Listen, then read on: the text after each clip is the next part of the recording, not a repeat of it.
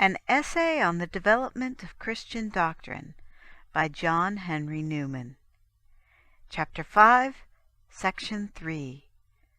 Third note, Power of Assimilation. In the physical world, whatever has life is characterized by growth, so that in no respect to grow is to cease to live.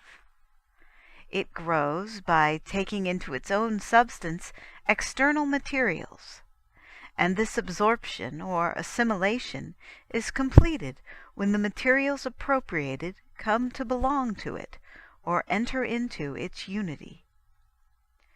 Two things cannot become one except there be a power of assimilation in one or the other. Sometimes assimilation is effected only with an effort. It is possible to die of repletion, and there are animals who lie torpid for a time under the contest between the foreign substance and the assimilating power. And different food is proper for different recipients. This analogy may be taken to illustrate certain peculiarities in the growth or development of ideas which were noticed in the first chapter. It is otherwise with mathematical and other abstract creations, which, like the soul itself, are solitary and self-dependent. But doctrines and views which relate to man are not placed in a void, but in the crowded world, and make way for themselves by interpenetration, and develop by absorption.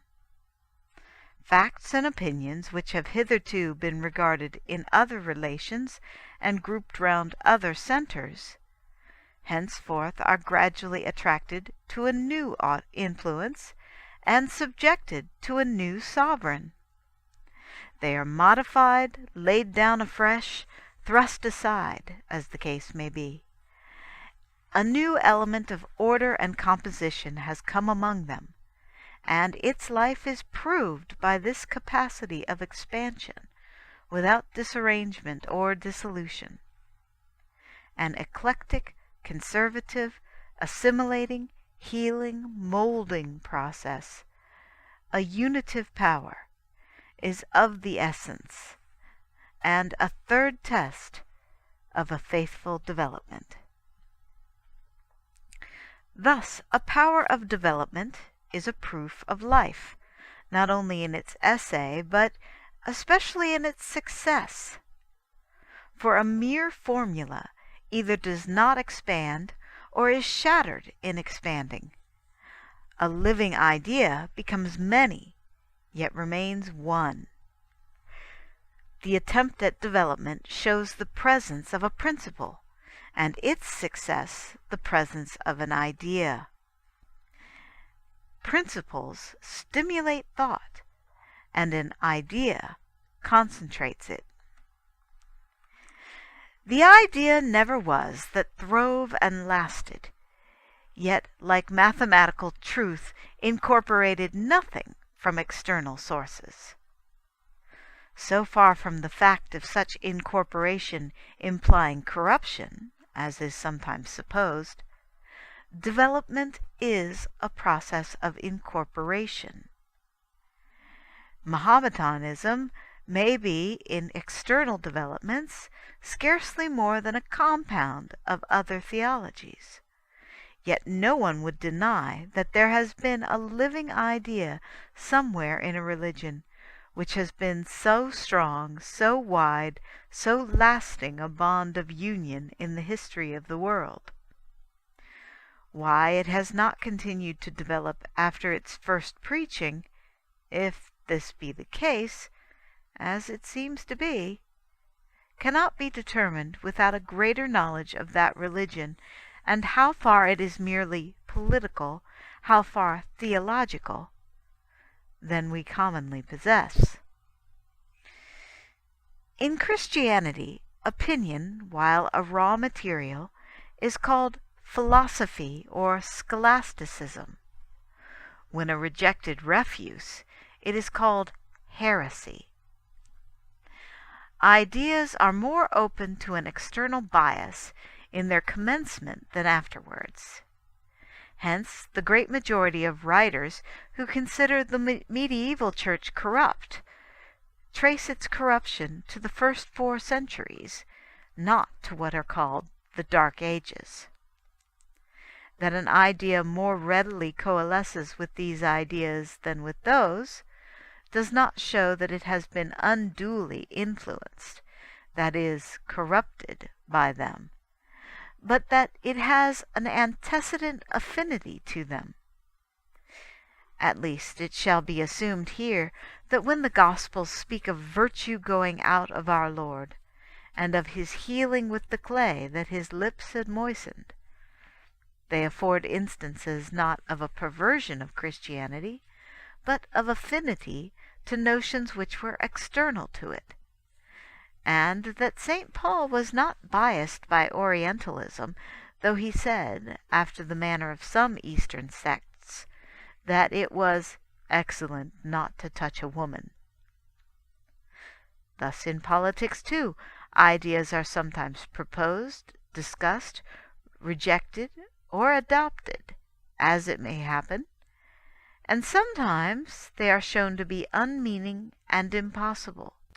Sometimes they are true, but partially so, or in subordination to other ideas, with which in consequence they are as wholes or in part incorporated, as far as these have affinities to them, the power to incorporate being thus recognized as a property of life.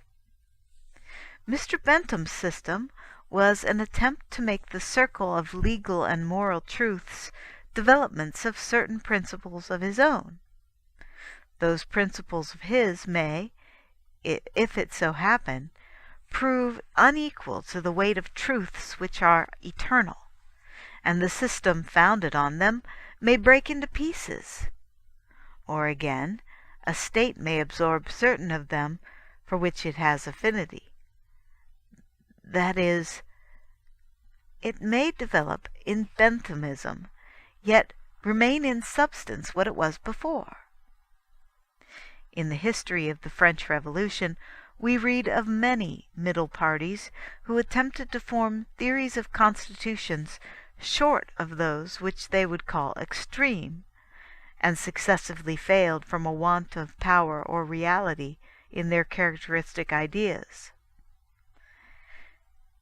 The Semi-Arians attempted a middle way between orthodoxy and heresy, but could not stand their ground. At length, part fell into Macedonianism, and part joined the Church.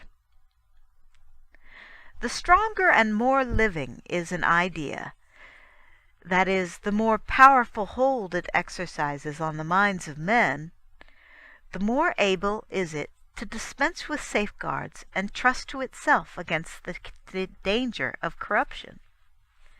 As strong frames exult in their agility, and healthy constitutions throw off ailments, so parties or schools that live can afford to be rash, and will sometimes be betrayed into extravagances, yet are brought right by their inherent vigor. On the other hand, unreal systems are commonly decent externally. Forms, subscriptions, and articles of religion are indispensable when the principle of life is weakly. Thus Presbyterianism has maintained its original theology in Scotland, where legal subscriptions are enforced, while it has run into Arianism or Unitarianism, where that protection is away.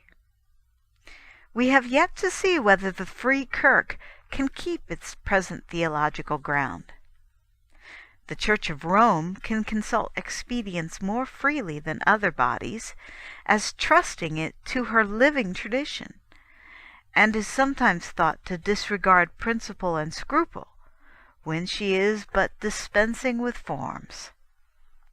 Thus saints are often characterized by acts which are no pattern for others, and the most gifted men are, by reason of their very gifts, sometimes led into fatal inadvertence. Hence vows are the wise defense of unstable virtue, and general rules the refuge of feeble authority. And so much may suffice on the unitive power of faithful developments, which constitutes their third characteristic. End of section 3 of chapter 5.